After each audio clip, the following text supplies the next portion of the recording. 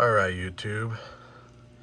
Right now I'm gonna do a short little video talking about why I don't and can't quarantine my fish.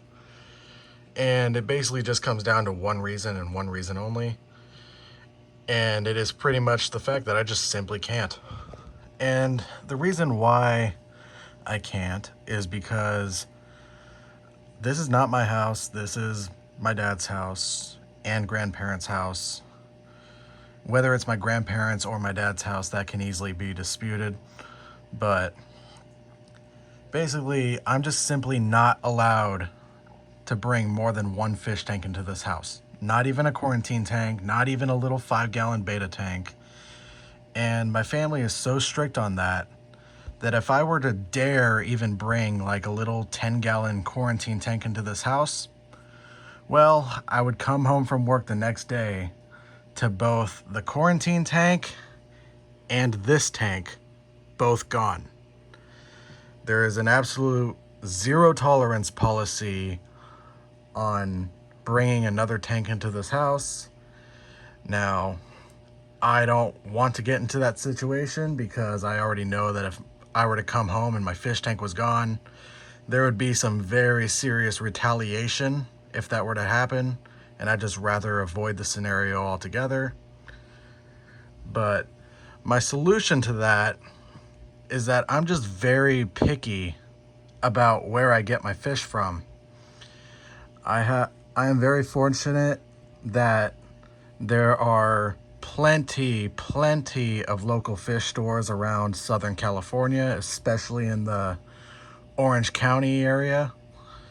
So I have like the Reef Tropical Fish in Anaheim, CK Fish World in West Covina, and Strictly Fish in Lakewood.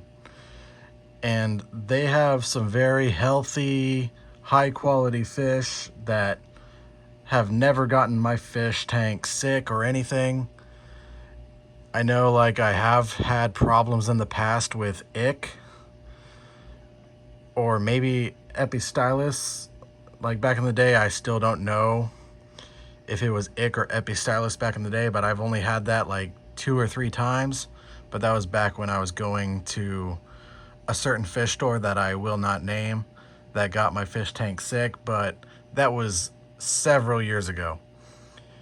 But in the last 6 years or so, I have never, it's been about 6 years since I've had any kind of ick outbreak.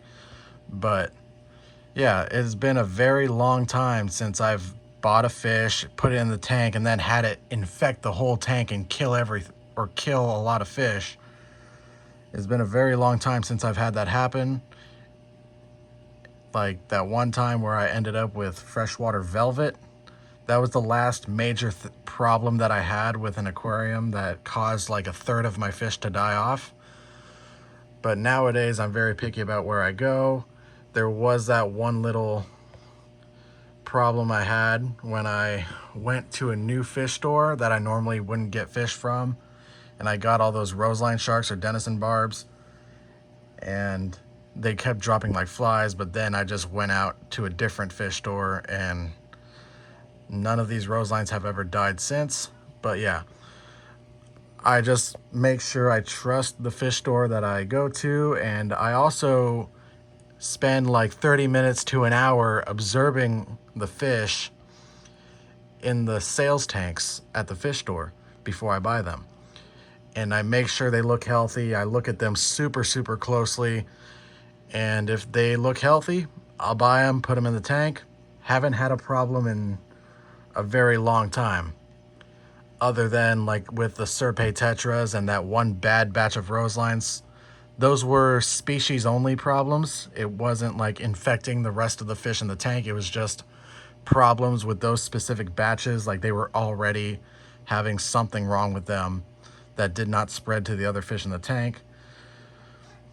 Because with those roselines that I got at the beginning of the year, that was just a bad batch from a fish store that I really never really got fish from. So yeah, that was a bad batch. Then I went to a different fish store and got all these rose lines, and not a single one of them has died. So luckily, that solved the problem really quickly. I thought something was wrong with my tanks. Turns out nothing was wrong with my tank. It was just those specific batches of fish that I was getting that had problems already pre-existing at the fish store. And luckily it wasn't anything contagious. But yeah, I cannot quarantine my fish even if I wanted to.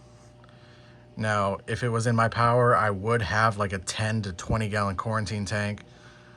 But right now I just have to take the risk by just putting fish straight into the display tank, and I just make sure to be very picky and cautious with which fish stores I go to.